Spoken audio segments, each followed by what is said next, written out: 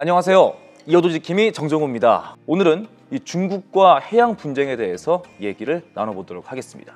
큰 바다 태평양으로 나가는 길목에 위치를 하고 있고요. 이 물자를 수송하는 해상 통로 역할을 톡톡히 하고 있는 게 바로 이어도가 되겠죠. 그러다 보니까 이어도 굉장히 유용한데? 라면서 급 관심을 보이기 시작하는 나라가 생겼습니다. 바로 중국인데요. 중국과의 분쟁에 대해서 얘기하기 전에 먼저 해양 분쟁에 대해서 얘기를 짚어볼 필요가 있는데 두 가지의 유형이 있다고 합니다. 첫 번째, 섬을 두고 벌이는 도서 영유권 분쟁, 그리고 두 번째는 바다 관할권을 두고 벌이는 해양 경계 획정 분쟁이 되겠습니다. 도서 영유권 분쟁은 이 독도 분쟁을 생각하게 되면 아주 이해가 빠르실 겁니다. 자, 독도는 엄연한 섬이기 때문에 영토로서 지위를 부여받을 수가 있어요.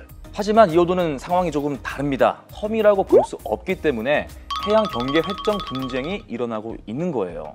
해양 경계 획정 분쟁은 여기까지는 우리 관할권이니까 수산자원이나 생물자원, 광물자원은 우리가 권리를 가질게 라고 말을 할 수가 있는 거죠.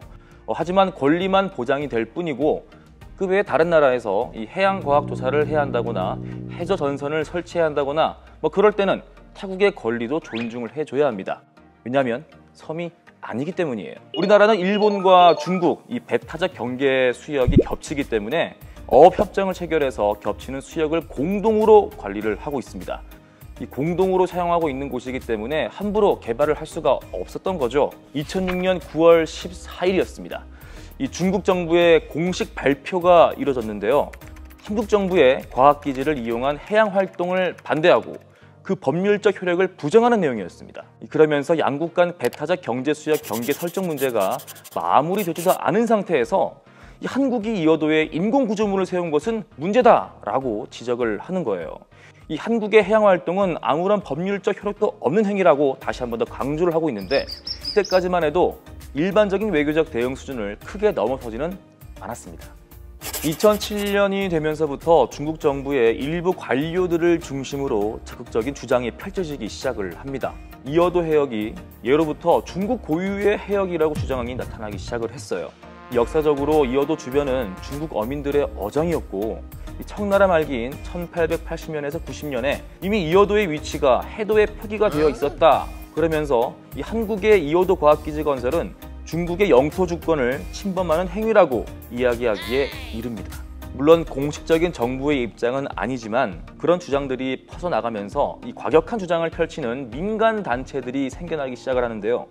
이 단체들이 한국 대사관에 항의 서한을 보내는가 하면 이어도에 선박을 보내서 암초에 중국령이라고 새겨진 동패와 석비를 세우겠다는 계획을 세우기도 했다고 합니다. 이 중국 정부에서 공식적으로 이야기한 것들은 아니지만 앞으로 이어도에 대한 중국의 관할권 주장은 꾸준히 펼쳐지지 않을까 조심스럽게 예측을 해봅니다. 자, 오늘은 일단 해양권 분쟁에 대해서 어떤 것이 있는지 또 이어도에 대한 중국의 입장은 또 어떠한지에 대해서 알아봤습니다. 자, 우리나라 아니죠. 대한민국 모든 국민들이 이어도에 대한 관심이 깊어지길 바라면서 여기서 이어도 지킴이 정정우는 물러나겠습니다.